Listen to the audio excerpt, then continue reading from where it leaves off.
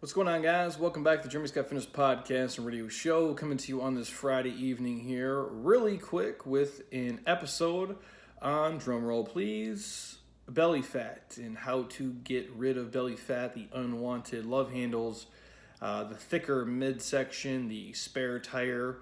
You insert any term and terminology, I've probably heard it all over the past decade plus. And honestly, I can't believe this is still a real thing that we're obsessed with and we're talking about. But since I get this question almost on a daily basis, and I probably heard it 10,000 times at this point, and I'm sure I'll hear it 10,000 more before my fitness career is all said and done, I'm going to give you guys kind of a 8-point checklist of, how to really get rid of belly fat. In all reality, all fat, you get rid of it all the same, but I know people are fixated on it for whatever reason.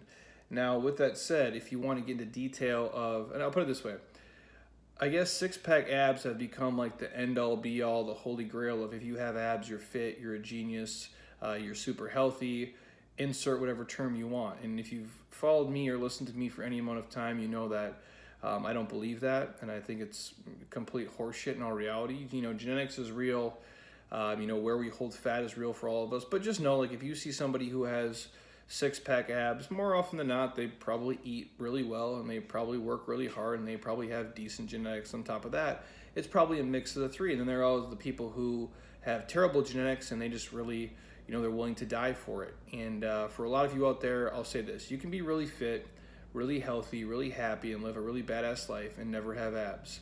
It won't change your life whether you have them or not, because at the end of the day, 99% of people will never see them and they won't know you have them. And the other people really won't give a shit. That's just my honest take about it. Now, obviously, what I do for a living, it makes the money. It is what it is. I feel good at this body fat. I feel good when I'm leaner. And so it works out for me. I'm an ectomorph anyway, so naturally I'd be skinny as hell if I didn't lift this way, eat this way, and train this way. I'm not saying I would necessarily have abs because I was once skinny fat and I had a beer belly. So it's not always in the cards. But for some people, it's going to be easier than others. And obviously what you've done over the course of your life up until now is going to play a role in it. But the biggest thing people say is, well, Jeremy, how do I get rid of belly fat? Because everything else seems to be stripping away. And that's, my trouble spot or my problem area, if you will. And just know, if you guys are at that point where your arms and legs and butt are looking leaner, you're well on your way.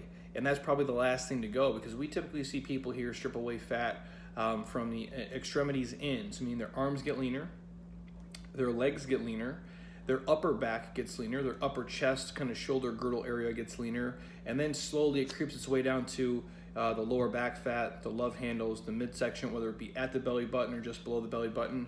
And you're always going to have a little bit thicker layer of skin around the midsection anyway. All of us do. It doesn't matter if you're the leanest of the lean. And then probably the last thing to go would be like your glutes. If you are to the point where you have, shreds and veins in your glutes, you're probably 2 steps away from dropping dead. You probably look great. You feel like shit, but just know that that's where you're going. And just so we're clear, if you guys really want to go into detail of my take on, like, are having abs worth it or having like a shredded six-pack worth it, listen to the podcast I did on the cost of being lean, just so you know the price you're going to have to pay to be there. And I'm not trying to discourage anybody from it. I never would do that. I'm all for you guys setting huge goals and really grinding for it. But just know, sometimes what we want, the picture we paint in our brain, really isn't worth the cost we have to pay to get it. And I use the example of abs for that matter, because you have to give up a lot to do it. You have to be very meticulous. You have to be very consistent. You have to be willing to damn near die to get them. And even, not just to get them, but to hold on to them. Because to me, what's it worth, to work your ass off to be able to buy a Bentley, but you can't afford the payments? Does that make sense what I'm saying? What is it worth for you to work your ass off, live in a $3 million house for 6 months, but you can't sustain it because you can't pay the taxes and the utilities and you can't make the house payment after half a year? That's what I equate people dying to get abs for one day. Now, if you want to do something for a photo shoot, just to say you did it, or to compete or step on stage, or you're going to do, you're going to be on the cover of a magazine, or you just want to do it for one vacation, to show your kids or to show your husband or wife that you could do something and accomplish your goal, I'm all for that. But just know, everything in life that's amazing, that's special, that, the 1 or 2 percenters are having, there's a certain price they had to pay to get there. And for a lot of people, it's going to be stealing a lot more from you than it's going to be giving you. But with that said, If you're on your way, you're grinding, you're hustling, you're like, Jeremy, I want it, I'm doing it. It's naturally my lifestyle. I just want to know how to clean things up and get there. These would be the tips I would give to you in order to get rid of the last kind of layers of fat and to quote unquote lean out and be ripped and shredded and toned, or insert any word you choose to use. Number one, you guys have to be at a calorie deficit. Fat loss is the key here. Fat loss is the goal. You have to be consuming less than obviously you probably currently are. So if you're burning 3,000 calories a day, you can't be eating 3,500 calories a day. You have to be at a caloric deficit every single day. That's the name of the game. That's how every dieting protocol, that's how everything in fat loss works. You have to be eating less food, obviously, than it's coming. So understand that. So I think macros are the key inside of that, but understanding that it has to be an overall deficit. Typically, again, on average, we see people here do better with a higher protein, higher fat diet and a moderate to lower carbohydrate diet. I'm not saying you have to go keto. I'm not saying get rid of all carbohydrates. I eat them. I like them. They're just the easiest macronutrient to overeat on, and they're in abundance, and they're in almost everything we eat short of water and meat, essentially. So step number one, be at a calorie deficit and have your macros in order. I think those are the biggest things. If you guys don't have that in line, it's literally like you're ice skating uphill. And could you get there? Maybe, but it's very, very, very doubtful. So being diligent, I would say tracking your food on MyFitnessPal and understanding what's coming in and what's going out, planning your meals, knowing if you're going to eat twice a day, 3 times a day, if you're going to eat pre-workout or post-workout. Really have an understanding of what works for you, your body, and your lifestyle, and understanding what's going out and what's coming in. No different than you tracking your bank account, your credit card, your mortgage payments, whatever it is, knowing, I'm going to be spending more than I'm putting in. Simple stuff. The second thing, I think a lot of people need to eat a decent amount of protein. Now, opinions vary on this. If you have to eat 1 gram per pound you weigh, I think that's probably excessive for the average person. I think if you're eating anywhere from like 0.6 to 0.8 grams per pound you weigh, that's probably the sweet spot and ideal. So for a lot of you guys, if you're a 200-pound dude and you're eating like, let's say 40, 50, 60, 70 grams, I think that's going to be plenty for you. Same thing goes for women, but you have to eat protein. Obviously, it's the building block of all muscle. I think complete proteins are ideal. So if you say you ate some Doritos and it had 7 grams of protein in it, that's not what I'm talking about here. I'm talking about fish, chicken, steak, eggs. There's a ton of plant-based proteins, pea, rice, hemp mixes that you guys can throw into the mix, but I think you have to be eating a decent amount of protein as well. Second thing, you have to do some form of strength training. And I'm not saying you have to go in and be a world's strongest man by any means, but you have to be challenging yourself with resistance. That can be body weight if you can control the tempo and speed. It can be with resistance bands. It can be with sandbags and sandbells. It can be with dumbbells, barbells, kettlebells, pushing sleds. All the above work. Literally picking up heavy medicine balls. There's a lot of ways you guys can put resistance on the body. I think we sometimes get married to a certain ideology and it has to be this way or it has to be that way, and that's not the truth. So I do believe you have to put your body under load at least a couple times per week. Now that can be done in a Metcon setting. It can be done in just a strength training setting. There's a million ways to skin a cat, but you have to be challenging yourself. So if you typically always grab 10-pound dumbbells, don't be so soft. Try 15s, 20s, maybe 25s. Try to always be doing either more volume or load or taking the same load, but slowing things down. Time under tension is the key. Really trying to attack all the muscle fibers in the body. And then obviously, just try to be strong. And that's relative to all of us. Some people deadlifting 250 pounds is a lot. Some people deadlifting 700 pounds is a lot. Just know where you rank genetically and, what your body is willing to take and what you can put on it to, obviously not get hurt, but challenge yourself. And I say that for the fact of, and I always use women as the example, and I love the ladies we have here, but they really underestimate how strong they are at times. And I think almost every woman I have in here could come in here and pick up the heaviest dumbbells and kettlebells we have and do some serious damage with that. The second thing, you have to add in some kind of an aerobic component, but I think oftentimes people overdo the aerobic work, and sometimes that actually robs them of building muscle. Now, people will come in here, guys will say, well, if I do 3 30-minute Metcon sessions a week, is that going to eat my muscle mass? No, dude. You're talking about 90 minutes in a week. It's not going to do that. And even all the Metcon stuff we do, we put people under load, we do different things. It's not just straight aerobic work. But I do think there is a time and place for aerobic things, even things as I would consider like, non-fitness direct activities like riding your bike, but just cruising like on a beach cruiser, or going for a walk for 30 minutes with your dog. Really basic stuff. Walking up stadium stairs, walking uphill, popping on a bike, ski, or a row for 10 minutes intermittently here or there can go a long way, especially if it's not, to me, so much the duration of it. It's the intensity of it. There's people who can come in here and sit in a rower for an hour, and I can do more damage on the assault bike in 5 minutes than they did in an entire 60 minutes. Now, they might burn more calories overall, but really the effect, post-workout and the amount of effort I'm putting in those 5 minutes, I will say trumps their 60 minutes more often than not. So I do think there is an aerobic component you guys have to add into it. And again, if you're doing some form of like HIIT training, sprint work, or Metcon stuff, I think is more than enough for a lot of you. The next thing, like I mentioned, you have to be meticulous with your effort. You have to be really knowing what you're trying to do, and you have to be concise about it, because your body doesn't know you want to be shredded. It doesn't know you want to be ripped. It doesn't know you want to look good for Instagram or for your Facebook pictures, or just to fit into a swimsuit, or to impress your husband or wife, or make your ex-boyfriend jealous. Whatever the goal is, it doesn't know that. So you have to be very diligent with your efforts. You can't just eyeball things, at least when you're starting out. Well, I had this much protein and this many carbs and this much peanut butter and this. No, you guys don't know. You know how many people underestimate how much food they eat almost on a daily basis in terms of peanut butters and nut butters? Oh, I only had 2 tablespoons of peanut butter. Please, everybody, stop this. Go to your kitchen, grab your peanut butter or almond butter, and measure out 2 tablespoons to me. It literally is like 3 fucking licks. It's like nothing is going in your body. I have overate on nut butters probably most of my life. It's only now at this point where we actually measure it out and do it in individual packets, we can see like, wow, that's really not much at all. I thought I was doing 2, and I was probably doing closer to 6 to 8.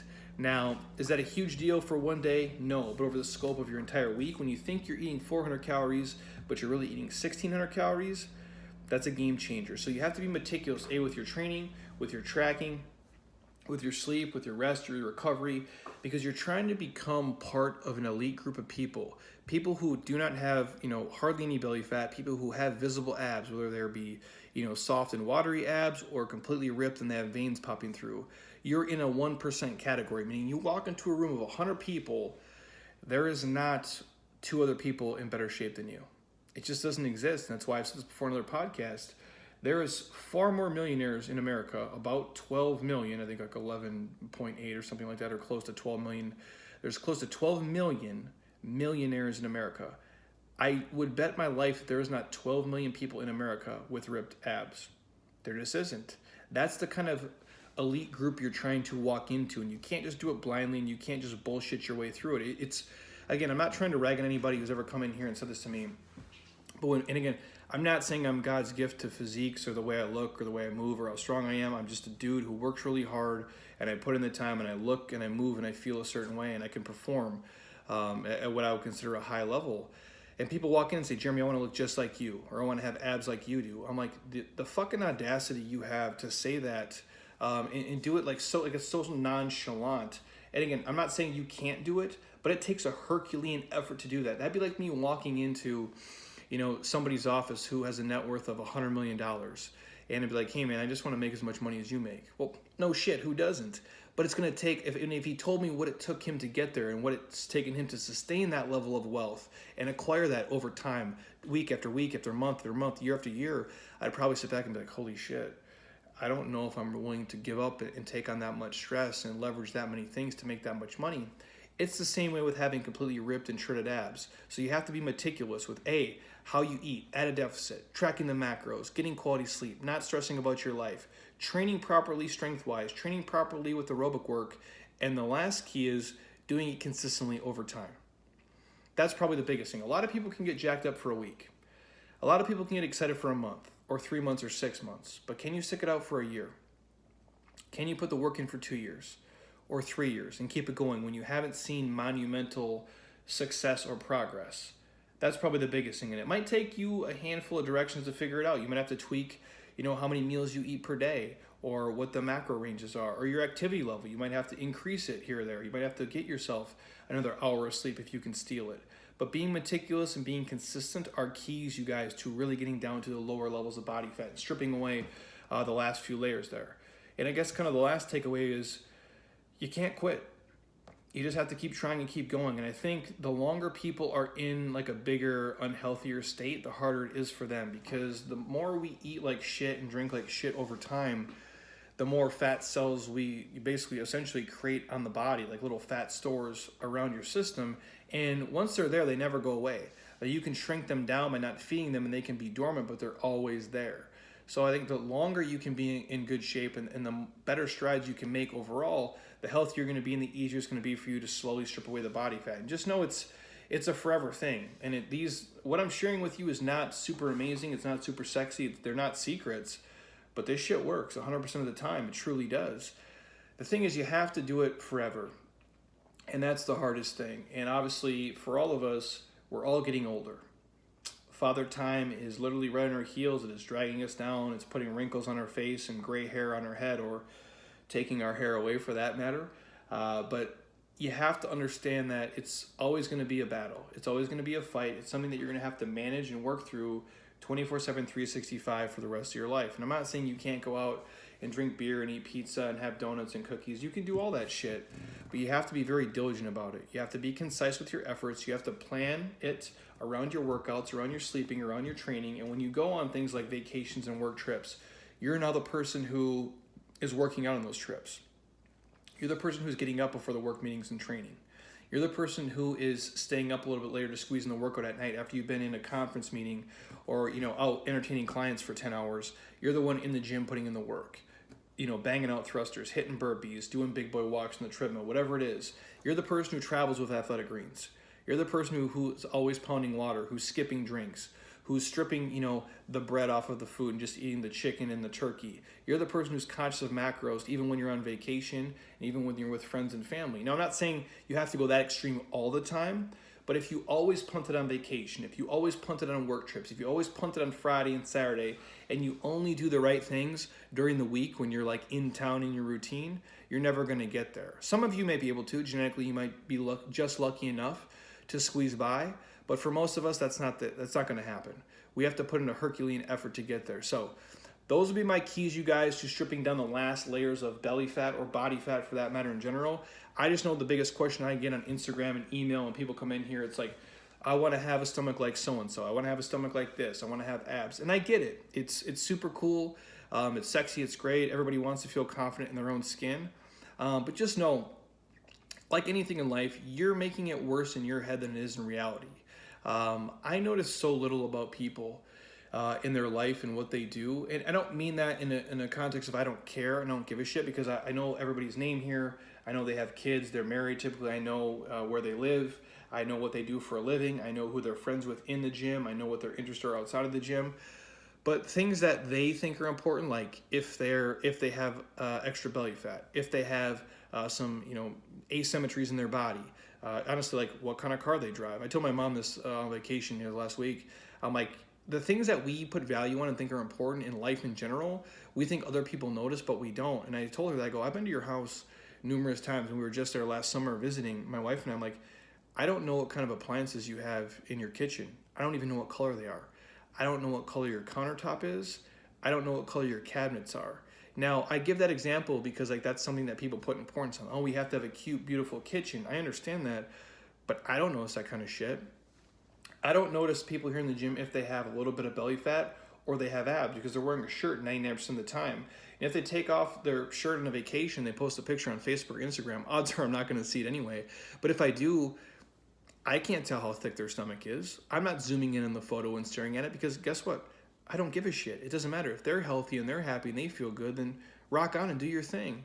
And I know most of you are doing it hopefully for yourself, but if you're doing it to impress somebody else or trying to do it for some other crazy reason, just know it's going to be really hard for you to do, but it can be done if you're at a caloric deficit, if you're eating adequate protein, if you're doing some version of strength training and doing some form of loading, getting in quality aerobic work, you're meticulous with your effort, down to the details, the things that you don't think matter, they do matter, and you have to do that consistently over time, and you can't quit when you have a shitty day and something goes wrong, and you can't just have a binge moment just because you want to have a binge moment. Now, every here and now, for sure, but more often than not, you have to stick to the script and do your thing, because it's very hard to do, you guys. I can't say that enough.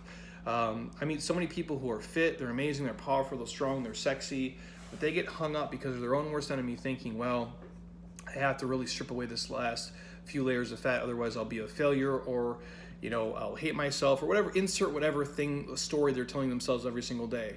But just know, if the only thing you have left on your body is a little bit of belly fat and thickness, the first thing, one, it's way worse in your brain, in your mind, and when you look in the mirror than when anybody else sees it. I promise you that. Number two, know if you want to get it done, you can, and you're very close, because if everything else is lean, that's the last little bit of fat you're holding on your body. And number three, you have to be so diligent with the effort, and you have to be willing to give it time. That's the thing. I think people think, well, I've been eating really well for 45 days and nothing's happened. It might take you 180 days. It might take you an entire year, and just know over time, you're going to be eating healthier, you're going to be eating stronger and leaner little by little by little. It's incremental progress. Don't think you can do something for 42 days and it's going to be perfect. Now, if you put a Herculean effort in for 60, 90, 120 days, you can do some real damage. But what I would tell people is, if you're doing it just for a one-off shot, awesome, go crazy. We can talk about how to get lean for a photo shoot or vacation. It's a whole different podcast in general. But if you're doing it overall, my take is this: is do it slowly, do it correctly, and make it lifestyle based. I think that's the key, because to me, doing something just for a few seconds, if that's the goal, is fine.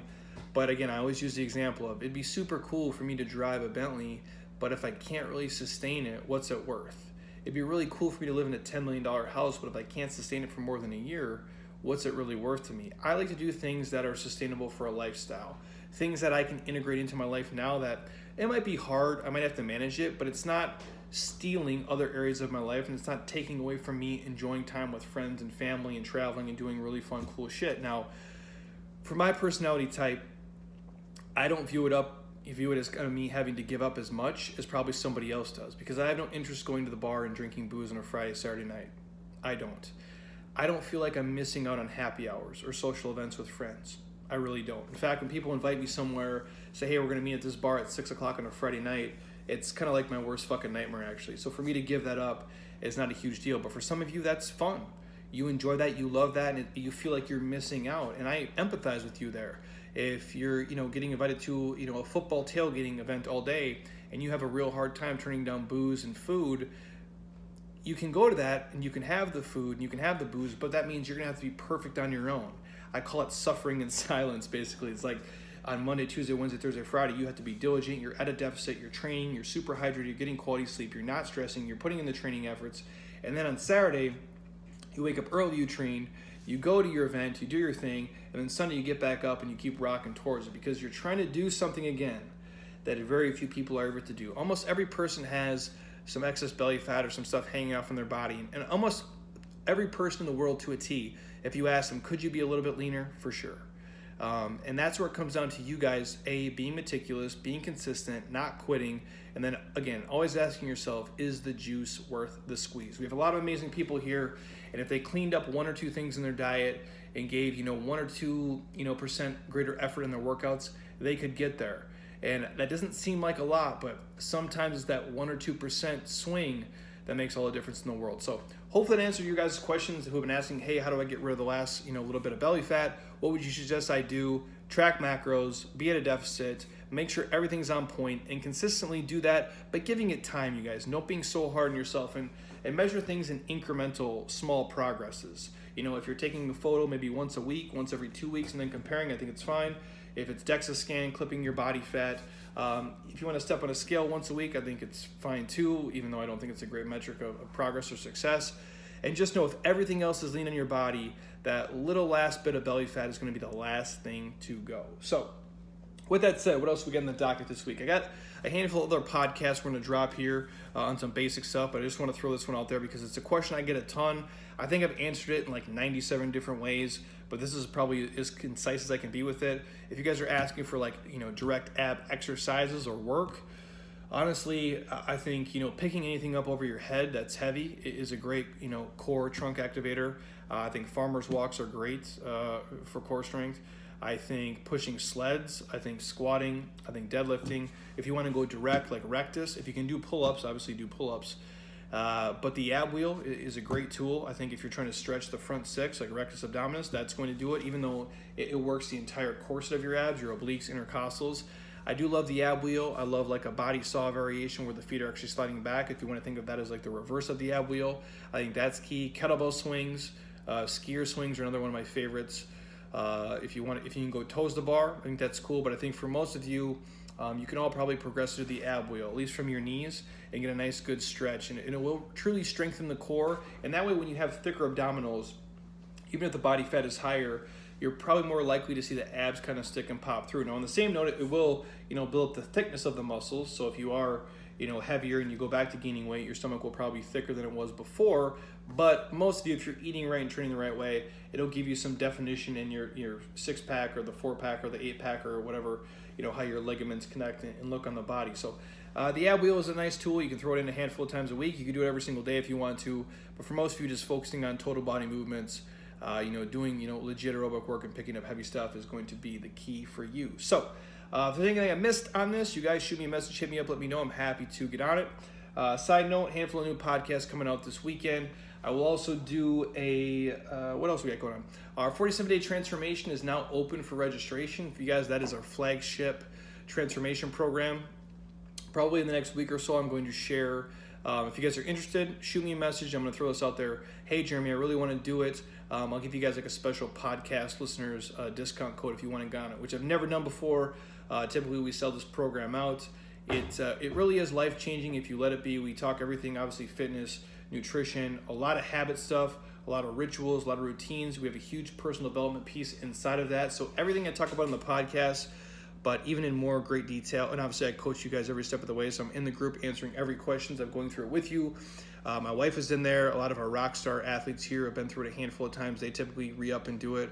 I get a lot of repeat people in there because it's very time consuming for me. It's very taxing, both, obviously workload wise, but emotionally too, because people share a lot of stories in there and we drill on a lot of stuff. And we try to get you guys to really transform, not just in the 47 days, but far beyond that, and get you really into some habits, rituals, and routines that help you live a healthier, happy lifestyle. Not just, again, for the 2 months you're working with us, but for the next 25, 30, 40, 50 years or until you're dead. And I think most people walk away with some really life-changing results mentally, physically, spiritually, and emotionally. And that's kind of what the program is all about. We touch on all 4 pillars of fitness.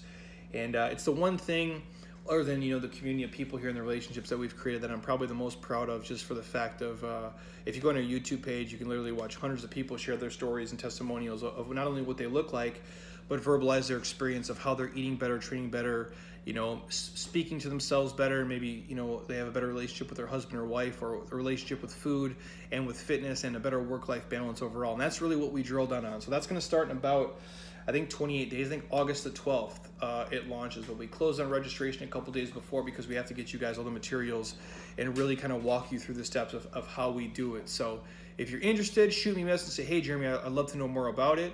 And I will share a unique podcast listeners discount code to give you guys at least a couple bucks off.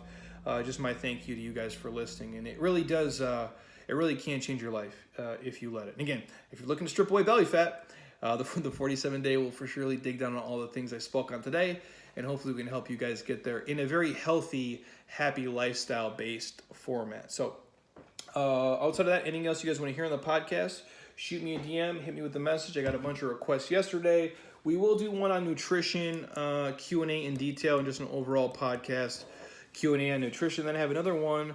I think we have it from like a Lewis Howes clip. I think it was, we're talking like overall like the 8 qualities of life to improve your life and make them better. So I might share that tomorrow if I get time. So hopefully you guys have an amazing rest of your Friday evening. I gotta go squeeze my own workout in here and head home because I'm exhausted, but nobody gives a shit. The work has to get done. And so sometimes me just talking to you is my own self-motivation. And if you're on iTunes right now, stop. Don't be a lazy ass. Open up your iPhone, your iPad, your MacBook, click the iTunes icon or the podcast app itself, scroll down, drop me a 5-star, leave a comment. It takes all of about 30 seconds. I truly appreciate it. Your honest thoughts and opinions. It's nice for me to read it and see it. I love your guys' feedback. And selfishly, obviously, it helps us up the podcast rankings and make money and do all the cool shit we get to do so we can keep giving you guys awesome free stuff.